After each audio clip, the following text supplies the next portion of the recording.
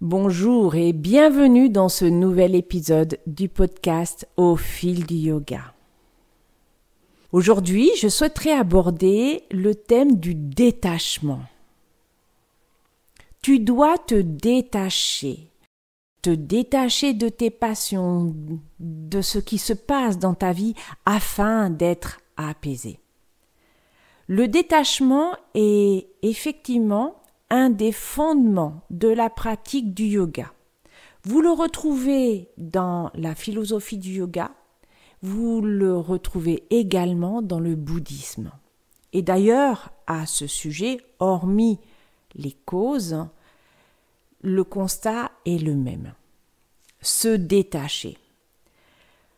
La Bhagavad Gita, un des textes les plus connus en Inde, et dans le monde du yoga, la Bhagavad Gita parle du détachement. Quand Arjuna, figé sur le champ de bataille du Kurukshetra, qui annonce la fin du monde, qui est une apocalypse, une véritable boucherie où des millions de vies disparaissent, Arjuna, avec son cocher sur le char qui le conduit sur le champ de bataille, a un effroyable moment de doute. Il ne souhaite plus combattre, il ne souhaite pas tuer ses cousins, ses maîtres d'armes, ses proches, toutes ces personnes qui l'ont entouré durant sa vie. Son cocher n'est autre que Krishna, le dieu Krishna, qui, notamment dans l'épisode de la Bhagavad Gita, est l'avatar du dieu Vishnu. Et Arjuna est figé. Et Krishna va lui délivrer une parole qui va le pousser à se remettre en branle, à réellement endosser son rôle, celui qui a été déterminé, son dharma, son svadharma plus précisément, qui est celui d'être un kshatriya, un chevalier, et le dharma qui est de sauver le monde. Et Krishna, en très gros, lui dit « Tu dois combattre parce que tu es là pour ça, tu es né pour ça, c'est ton rôle, mais pour cela, détache-toi des fruits de l'action. » C'est-à-dire, ne te pose pas d'autres questions. Et la Bhagavad Gita va parler de beaucoup d'autres choses que j'aborderai peut-être un jour. Se détacher des fruits de l'action. On va commencer par ça si vous voulez. Ça signifie non seulement se focaliser sur une seule chose, sans un but, sans tenir compte de tout ce qui va être autour de ce but. Alors, dans notre société moderne, on va pousser se détacher des fruits de l'action jusqu'au bout et aller dans une vision purement libérale, individualiste, égoïste, égotiste, où le moi va l'emporter sur le soi. C'est très important cette distinction parce que la Bhagavad Gita parle du soi, c'est-à-dire le soi, l'Atman, qui n'est rien d'autre que Brahman, le grand tout, l'absolu. Et quand on efface notre ego face à l'absolu, alors l'action est définie comme étant juste. Tandis que mon but, par exemple, je suis commercial, mon but c'est de vendre à tout prix, sans, par exemple, c'est un exemple facile, c'est vrai, sans tenir compte du fait que je vais peut-être arnaquer des gens. Vendre des produits qui vont avoir une durée de vie qui va être très petite, très courte, et donc ce produit va polluer la terre. Mon but, c'est d'être prof de yoga et pour ça, je dois aller en Inde prendre l'avion. Et donc, on oublie tout ce qu'il y a à côté. Les exemples sont aussi un peu simplistes, je vous l'avoue. Mais ça revient à ça. Et là, c'est plus le soi, c'est le petit moi. Alors j'exagère quand je dis le petit moi, mais c'est pour vraiment mettre en opposition l'ego individualiste avec cette notion plus grande d'humanité qu'est le soi.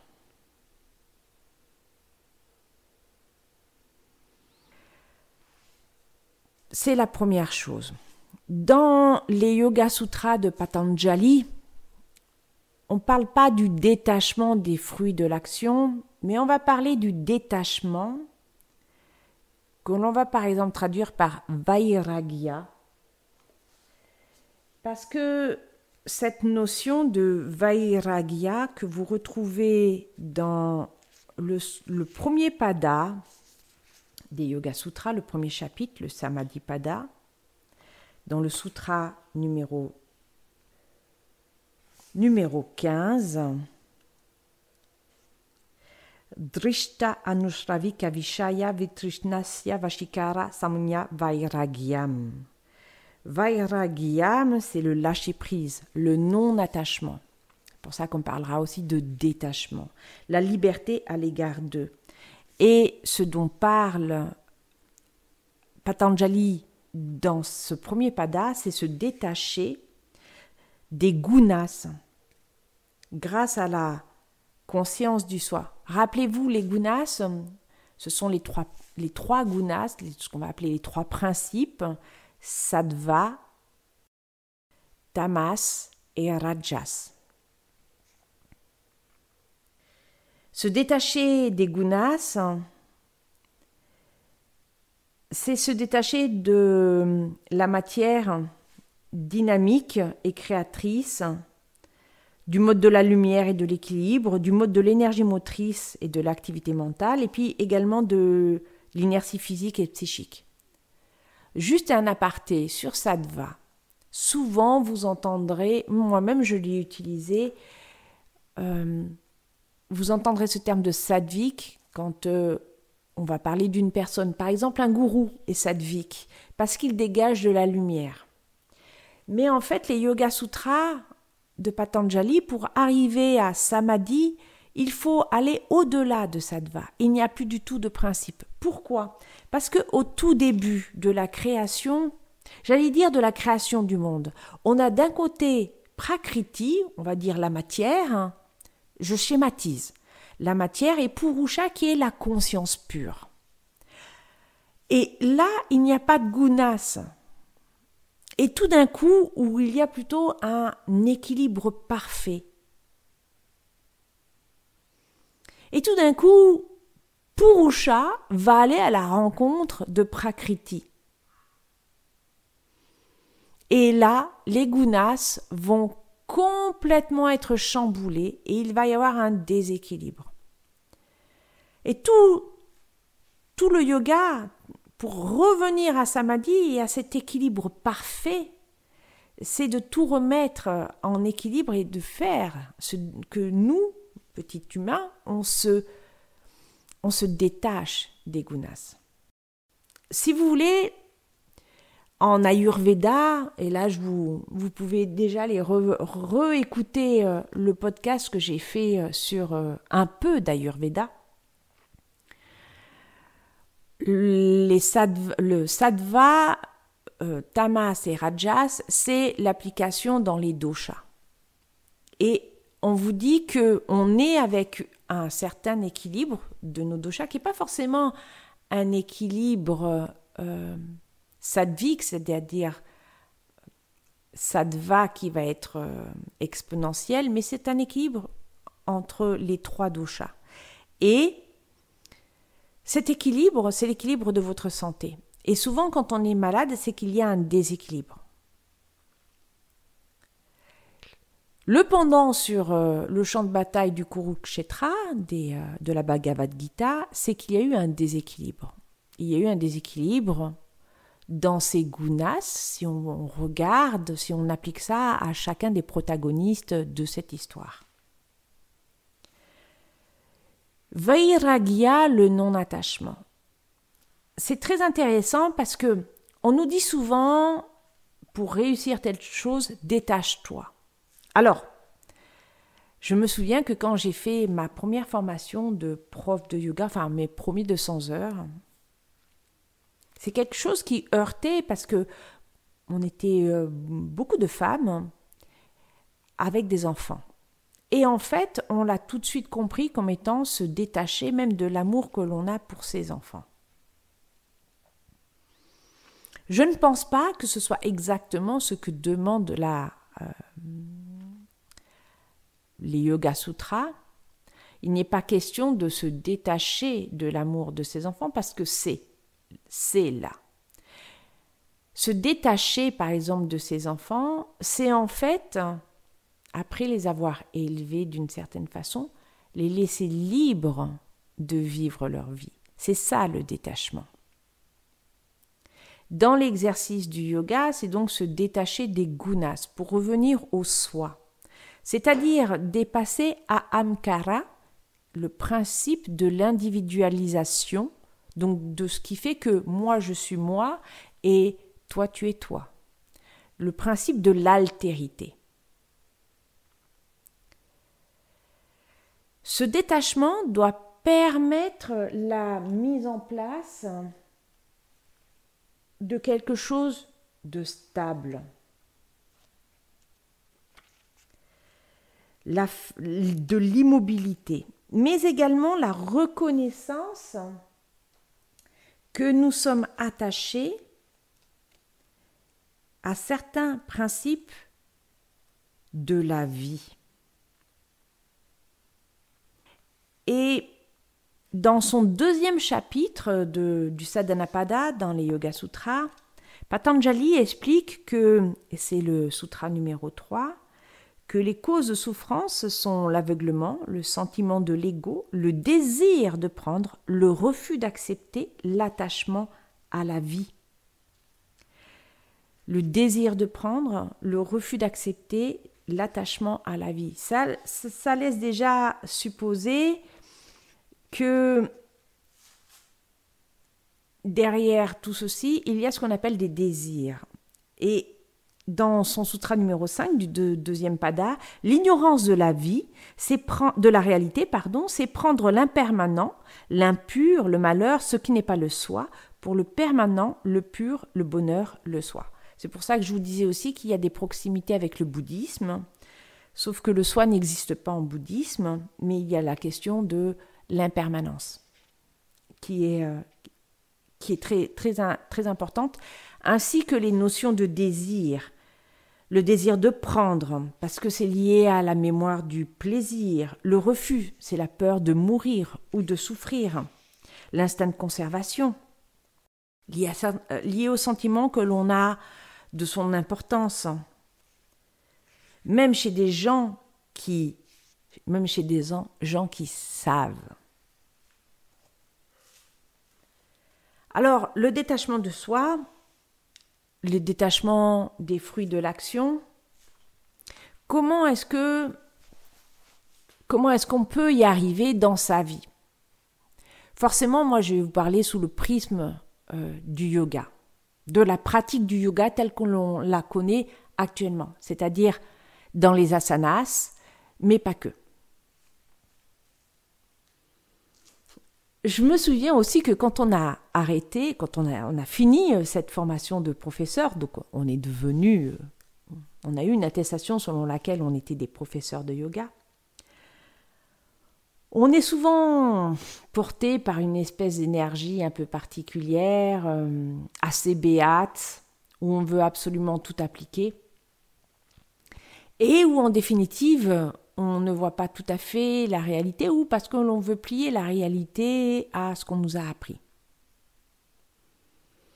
C'est par exemple le cas dans la pratique des asanas, les postures, où le plus souvent, parce qu'on va donner des indications que l'on aura appris soigneusement dans son manuel, parce qu'on aura visionné beaucoup de vidéos, en plus des heures passées à les étudier lors de la formation de professeur. On va essayer en fait d'arriver à la posture parfaite, celle qui est décrite. Alors, celle qui est décrite, j'allais vous dire, celle qui est décrite par le grand maître Iyengar. Parce qu'il faut bien reconnaître que c'est Iyengar, avec sa Bible du yoga, qui en fait a codifié les postures, comment on devait les tenir.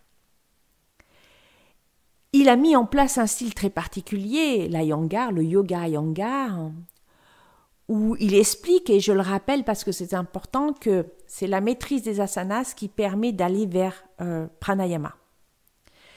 Et la maîtrise des asanas, elle va passer par de très très longues heures d'études et de pratique des asanas avec énormément d'accessoires. Et peut-être que l'étudiant n'arrivera pas à aller jusqu'à la posture parfaite dans toute la longueur de sa pratique, toute sa vie. Cette idée-là, qui est un peu... alors, c'est pas tout à fait un yoga thérapeutique, mais Iyengar a fait du yoga parce qu'il s'est soigné avec son yoga. C'était quelqu'un qui était très chétif, qui avait eu des maladies très graves et finalement qui a, à travers sa pratique, s'est créé une force physique incroyable pour mourir il y a déjà quelques années à un âge avancé. Et dans les autres styles de yoga, on utilise les postures et la description qui en est faite dans la Bible du yoga d'Iyengar, mais en fait sans utiliser d'accessoires. Le Hatha Yoga, par exemple, moi c'est quelque chose qui m'a toujours fasciné et aussi un peu rebuté. C'est que dans le Hatha Yoga, il n'y a pas d'accessoires. Mais le Hatha Yoga c'est pas négatif, c'est que le Hatha Yoga, lui, il suppose de la patience. L'absence d'attente, le détachement déjà, ou c'est à force de faire que le corps petit à petit va se délier pour arriver à cette posture parfaite ou pas. Pareil, le cheminement est long. Donc vous voyez que à chaque fois, il y a une espèce de détachement, de non-attachement à la posture finale. Malheureusement, dans le vinyasa, par exemple, et j'ai été professeur de vinyasa, dans le vinyasa, cette coloration, elle disparaît. Parce que le vinyasa est servi par des corps qui sont jeunes, par des corps qui sont dynamiques, par des corps qui font du sport régulièrement. Et parce que notre ego vient voiler la perception de la réalité que nous avons de notre propre corps, de notre propre environnement, nous allons aller dans des cours de vinyasa, alors que le vinyasa, parce qu'on a envie de bouger, de transpirer, d'avoir cette sensation du dynamisme, et c'est là où on peut se blesser, parce qu'on veut absolument réussir les postures telles qu'elles sont présentées par le professeur. Et en vinyasa, il y a très peu d'accessoires, voire pas du tout. Et il n'y a pas non plus comme en Hatha Yoga, parce que c'est très dynamique. En Hatha Yoga, vous allez rester un peu longtemps dans chaque posture, ce qui va donc beaucoup de gens vont penser que c'est très plan-plan. Et là non, vous enchaînez.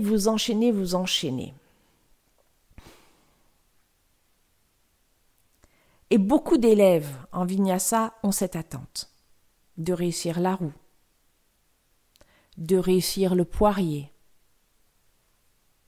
de réussir toutes ces postures un peu compliquées que vous voyez, moi aussi j'en publie, que vous voyez sur des postures d'équilibre, des postures un peu compliquées.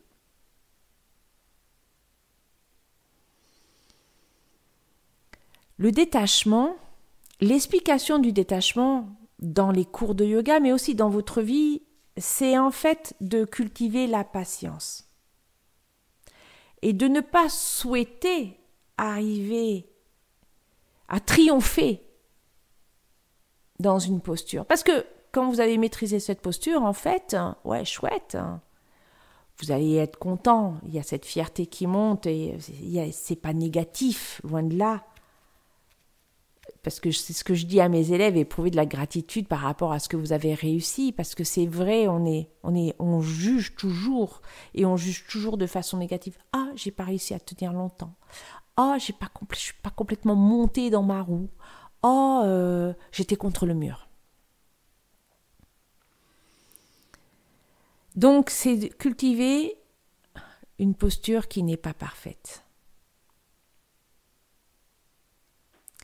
En tant que prof, je demande toujours à mes élèves, d'abord je leur dis, et je leur dis, ça va peut-être vous choquer, mais je dis que moi, la forme de la posture, je m'en fous. C'est pas tout à fait vrai, mais l'idée, c'est qu'en fait, je ne vais pas juger mes élèves parce qu'ils réussissent ou ne réussissent pas. Ce que je souhaite, c'est qu'ils soient toujours présents dans l'intégralité de leur corps pendant toute la pratique et qu'ils respirent profondément. Et qu'ils essayent d'unir ce mental à ce souffle, à cette dynamique de la posture, pour entrer dans une espèce, ou en tout cas préparer le corps à la méditation, préparer le mental. Yoga Chitta Vritti Nirodha, la cessation de des fragmentations du mental. Donc se détacher de la posture. Se détacher du but et pas des fruits se détacher des fruits de l'action. En tant qu'élève, c'est aussi accepter son corps et notamment son corps. Parce que on parle d'asanas, on parle même plus de mental. Accepter son corps, que le corps n'est pas souple, que le corps a mal, que le corps est fatigué. Et tout ça, ce sont des conditions extérieures. C'est notre vie. Donc en fait, le yoga va s'appliquer à notre vie, pas que quand on est sur le tapis. Qu'est-ce que je peux faire pour que mon corps soit moins fatigué? Qu'est-ce que je peux faire pour que mon corps ait moins mal? Pour que mon corps souffre moins? Et puis, peut-être aussi se détacher ensuite, ou avant de se détacher, de regarder comment est son mental. Les périodes de pleine lune, par exemple, mon mental à moi galope à 10 000 à l'heure. J'ai un reflux de pensées qui viennent, j'ai l'impression de ne pas dormir et ça cogite, ça cogite, ça cogite. Au lieu de me culpabiliser, c'est plutôt dire ok, j'ai effectivement beaucoup d'idées qui viennent dans ma tête, dans mon cerveau, il est très occupé. Mon mental est donc fragmenté. Qu'est-ce que je peux faire pour aider mon mental à se réunifier? Et j'utilise différentes techniques. Et encore une fois, il faut beaucoup de patience. Je crois aussi qu'il faut un tout petit peu dépasser la rigidité de certaines postures, c'est-à-dire accepter que son corps n'est pas fait pour faire telle posture et se contenter, santosha, d'une posture légèrement différente, mais dont les actions musculaires seront les mêmes. Après tout, quand vous lisez la Bible, du yoga de Iyengar, vous voyez qu'il y a une infinité de postures, et il y en a une infinité. Après tout mouvement est mouvement de yoga. Donc, ce n'est pas parce que vous n'arrivez pas à faire une posture qui n'est pas retranscrite telle qu'elle dans les livres sur le yoga, sur les postures de yoga, je devrais préciser, que vous ne faites pas du yoga.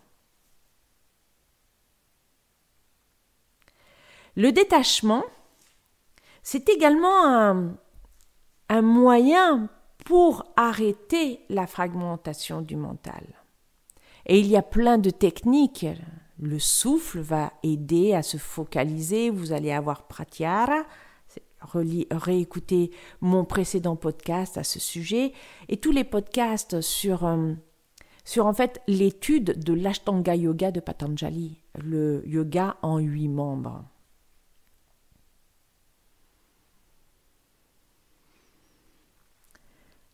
Le détachement, c'est aussi réaliser l'impermanence des choses. Patanjali en parle dans les Yoga Sutras. Là où je trouve on en parle le plus parce que c'est vraiment une des bases, c'est dans le bouddhisme.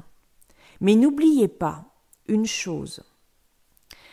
N'oubliez pas que bouddhisme et brahmanisme sont voisins chronologiquement. Le bouddhisme est né en fait en réaction au brahmanisme. Et le brahmanisme, c'est le début de la philosophie du yoga. C'est très lié. Vous allez toujours entendre parler de l'impermanence dans le monde du yoga, parce que ce qu'on va demander, c'est si on arrête les fluctuations du mental, à un moment donné, vous allez vous retrouver dans une espèce d'impermanence. Et même, je dirais que on peut comprendre l'impermanence dans cette union entre Atman et Brahman, entre le soi individuel et l'absolu. L'absolu est impermanent. Toute l'histoire entre Prakriti et Purusha ne parle que d'une chose, c'est de l'impermanence. Nos vies ne sont pas impermanentes, elles ont une fin. Nos désirs ne sont que des mini-épisodes.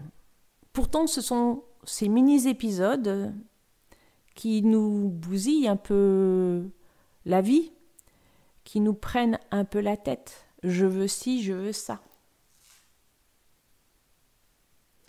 Mais je voudrais aussi vous dire que, certes, on parle du détachement et de l'impermanence, mais il y a une espèce de miroir dans le miroir.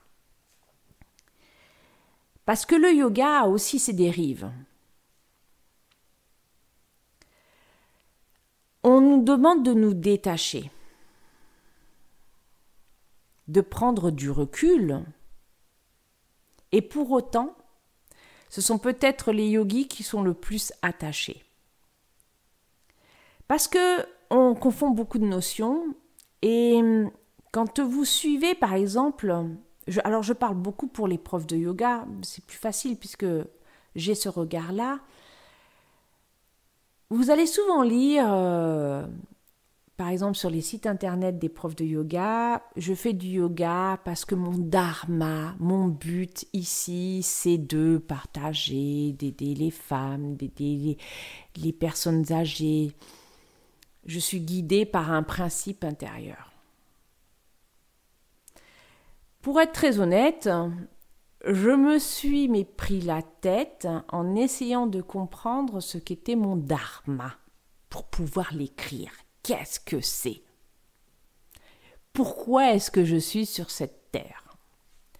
Et on voit alors apparaître une multitude de formations, tutoriels, coaching pour savoir quel est votre dharma. Et j'allais vous dire bullshit. Parce que ça ne fait que vous attacher à une chose, c'est savoir ce qu'est votre dharma. Et vous êtes tellement attaché là-dessus que vous tombez dans des excès et j'entends après des choses, mais presque qui me font bondir parce que c'est noble de savoir pourquoi on est là. Mais moi, je vous dirais qu'on est là parce qu'on est là. Il n'y a pas forcément une raison absolue. Et c'était très intéressant parce que revenons 2 minutes sur Arjuna, sur le champ de bataille du Kurukshetra. Arjuna, il ne s'est pas posé de questions. Son job, c'est guerrier. Ce qui veut dire que quand vous êtes prof de yoga et que vous abandonnez votre métier précédent, bien sûr que c'est une passion, bien sûr que c'est beau, bien sûr que c'est nourrissant. Franchement, c'est génial. Mais le yoga en tant que boulot, ça perd vite aussi son côté, presque dire bisounours, avec des cœurs partout. c'est dur, parce que financièrement, c'est difficile, parce qu'il faut tenir une comptabilité, parce qu'il y a des papiers à faire, parce qu'il faut gérer les élèves, il faut gérer les questions, les coups de téléphone, les lieux, les trajets pour y aller. Ça ne se distingue en rien d'un autre travail. Et ainsi, on voit des gens qui vont s'orienter sur une formation de professeur de yoga pour devenir professeur de yoga, parce qu'ils pensent que c'est leur passion, donc ils ont envie de faire ça toute leur vie. Mais pratiquer le yoga et être prof de yoga, c'est deux choses différentes. Eh bien, on se prend la tête à vouloir définir son dharma. Et en fait, on ne se détache de rien du tout. Alors que parfois, simplement accepter que le travail qu'on fait, c'est le travail, c'est ça. Et ce n'est qu'un travail, parce que le travail ne vous définit pas en tant qu'être humain. C'est un travail, un moyen de subsistance. Tant mieux si vous l'aimez. C'est plus compliqué quand on l'aime moins ou quand on n'est pas bien. Mais surtout, c'est ne pas se dire « moi, au fond de mon cœur, en fait, tout mon être était destiné à ce que je devienne prof de yoga. »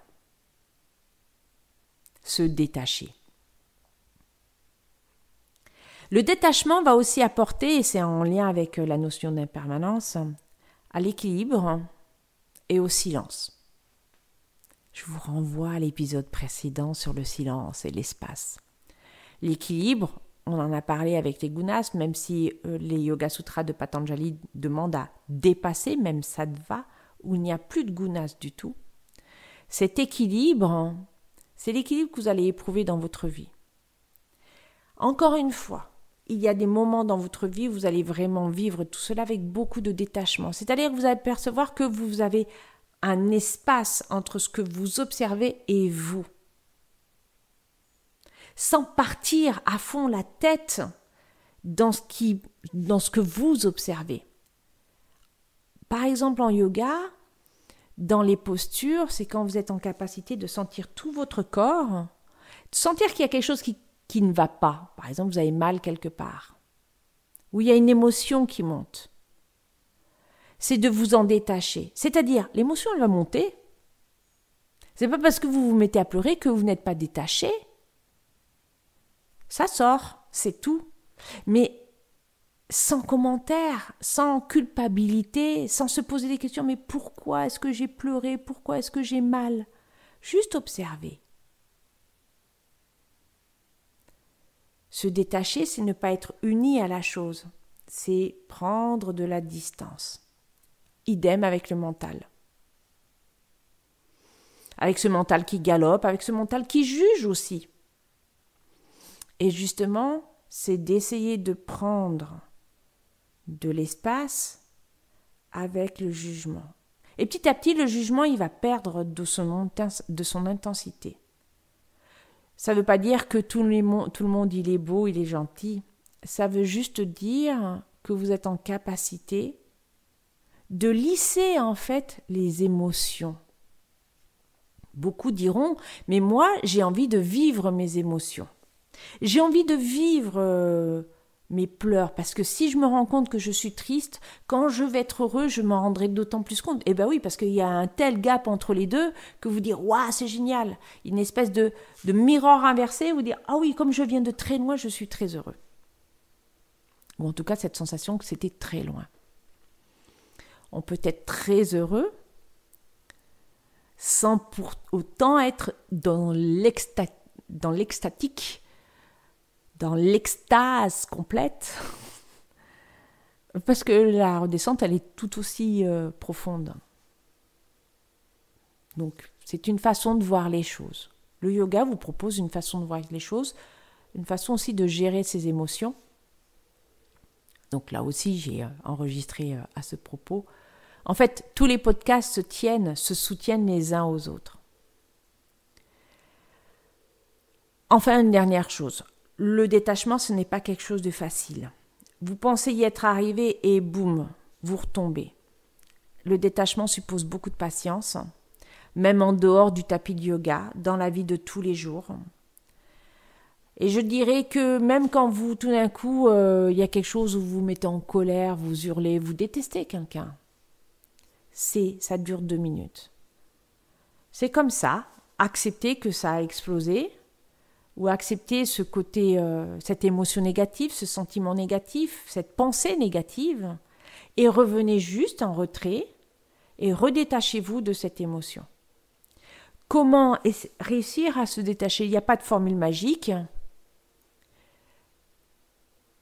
Pour ma part, peut-être que vous parlez déjà dans le podcast me permet parfois de prendre de l'espace, donc de parler avec des gens, que ce soit un professionnel ou pas. Bien entendu, de venir sur mon tapis, parce que sur mon tapis, il y a quand même beaucoup de silence, donc ça permet d'apaiser les choses aussi. Et puis la méditation. Moi, je rajouterai, pour ma part perso, la pratique bouddhiste autour d'un certain nombre de pratiques cérémonielles, on va dire, de sadhana et de vision tantrique. Mais il existe plein d'autres choses et chacun a sa méthode. Je vous laisse méditer sur ce qu'est le détachement pour vous, comment vous le ressentez, ses côtés positifs mais aussi ses côtés négatifs. Et justement, peut-être de pousser la réflexion sur l'aspect négatif du détachement. Quelle signification cela a pour vous? Si on arrivait tous à se détacher, à la fois des fruits de l'action, mais à se détacher tout court, le monde serait bien meilleur. Il n'y aurait plus de guerre, il n'y aurait plus de haine. Parce que justement, ces émotions extrêmes, disparaîtraient. Voilà, c'est terminé. J'espère que ce podcast va vous faire réfléchir. Je vous remercie de m'avoir écouté et je vous dis à très bientôt.